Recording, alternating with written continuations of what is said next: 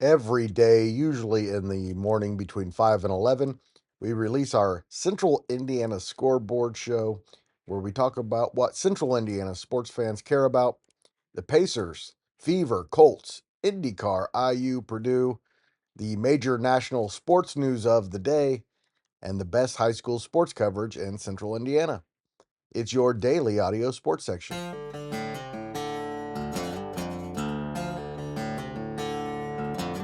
What you are listening to now is the Central Indiana Sports Report podcast number 297.2, our softball state final scoreboard show. You're listening to the Central Indiana Sports Report with your host, Greg Mengelt. Welcome, softball fans, to the Central Indiana Sports Report and our state final scoreboard show. I'm your host, Greg Mengelt. Today is Sunday, June 15th, 2025. I am podcasting from headquarters in Jeffersonville, Indiana. Producer Susie is right next to me. Introduce yourself. Howdy do. Howdy do. That's the direction you went? It's where we were. That's where we were. All right, we're going to review all four state championship matchups from the weekend, both on Friday and Saturday from Bittinger Stadium on the campus of Purdue University in West Lafayette. Quick review before we get to all that. Producer Susie, your Class 4A state champion this year is the Crown Point Bulldogs.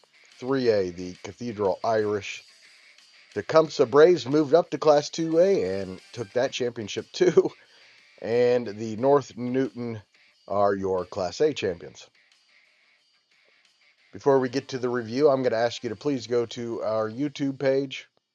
Just search Central Indiana Sports Report. It's very easy to find. And when you're there, please subscribe. I can't say for sure that you won't regret it, but I'm guessing that you probably won't. It won't. If you're listening to this and you like this one, I'm guessing that you'll probably appreciate the subscription. And The only regret is that you didn't do it sooner. oh, there you go. That's your regret. Also, don't forget, we're going to have plenty of Pacers coverage going forward. And as soon as the Pacers season ends, which, by the way, could be as early as Thursday. Crazy. We will start to ramp up our Fever coverage. High school sports are over for the year except for boys golf and baseball, and we will continue to have coverage of that as well. And big IndyCar race on Sunday night. We will have coverage of that one as well. We're going to have a new IndyCar guy, I believe, making his debut on Sunday night, and I think we got something brand new for you.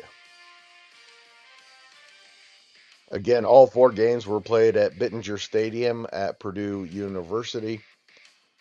It was scheduled to be 2 games Friday evening and 2 games Saturday evening. That is not how it happened, but we will start with the most recent game and work our way backward. And Cathedral won its first state championship in program history with a 5-4 win over Hanover Central in the Class 3A state championship on Saturday evening. 7 different Irish batters contributed to the 10-hit performance against Hanover Central ace Jillian DeYoung. Senior Anna Moore and junior Kelsey Barris had 2 hits apiece, and Moore, the Mental Attitude Award recipient, drove in a couple of runs. Great day for that young lady.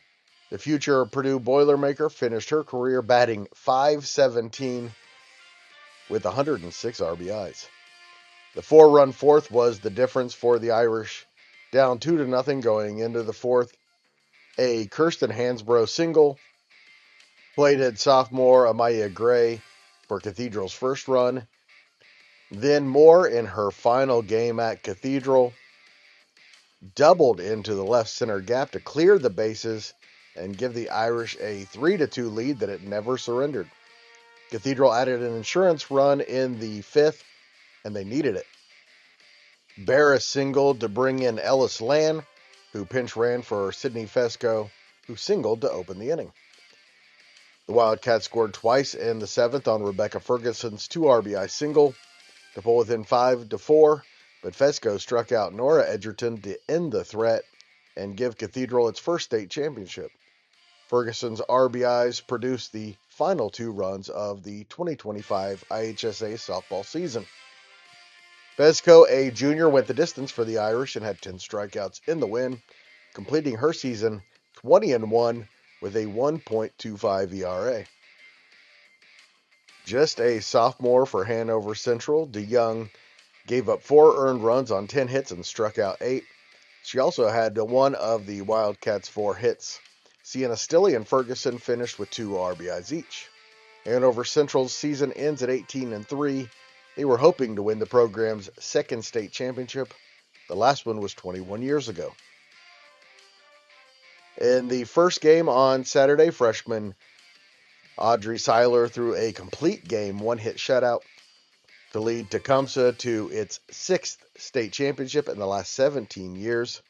Last year's Class A state champions, they moved up to Class 2A due to the success factor, beat number 3 Andrean 2-0 for their 3rd championship in the last 4 years. Seiler struck out 13 of the 24 batters she faced. Junior shortstop Melanie Pfeiffer singled in the bottom of the first, and that was plenty of runs for Seiler, who allowed just 3 59ers to reach base. Just in case, Miss Softball candidate Caitlin Marks hit an RBI double that scored freshman Roxy Heichelbeck. Good job. That gave her some wiggle room that she didn't need. Marks won 3 state championships in her career with the Braves and is the state's all-time leader with 232 hits and 191 runs scored. She's also 6th all-time with 121 stolen bases. Seiler finished her freshman season 18-2 and struck out 78 batters in her... I'm checking the notes just to make sure. Freshman season. Wow, 270 in her freshman year. They're just going to keep on winning championships down there in Linville, aren't they, Susie? It sounds like it. Andrean had knocked off number 2 Alexandria 4-1 in last week's semi-state and finished their season 23-8. It's the 59ers' 5th state runner-up finish.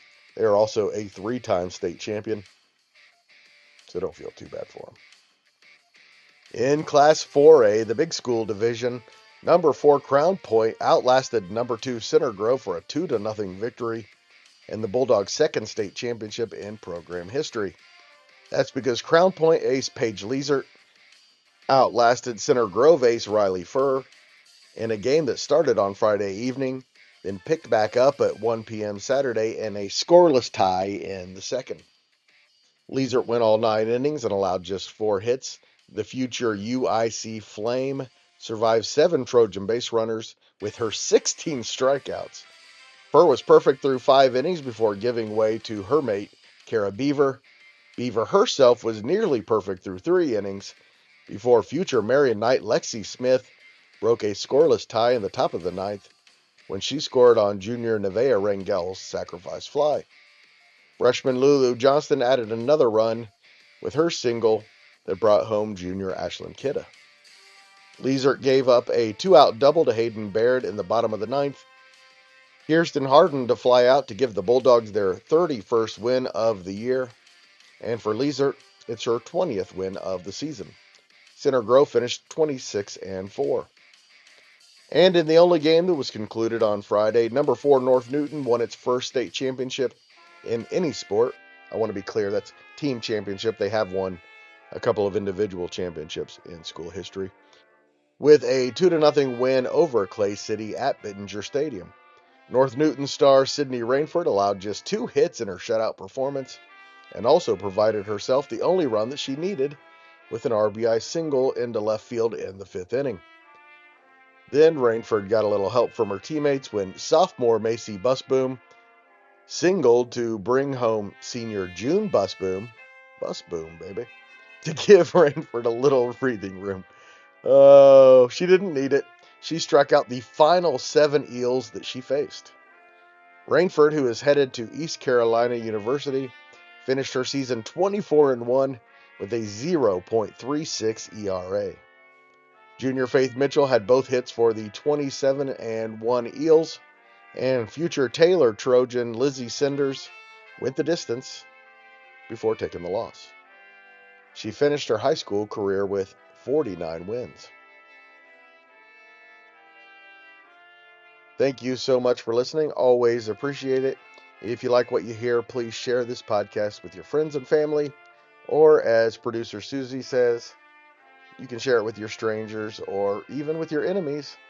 Even your enemies deserve to hear. Oh, if you don't like the podcast, if you do like the podcast, share it with your friends and family. If you don't like the podcast, share it with your enemies. Seems fair, right? Yeah. Point is share.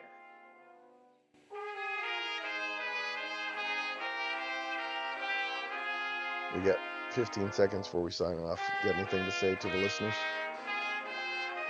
Go Pacers. That's what I thought. Go Pacers. Gonna be a good IndyCar race tonight, too. The Central Indiana Sports Report is a product of ITG Media, and I love Susie.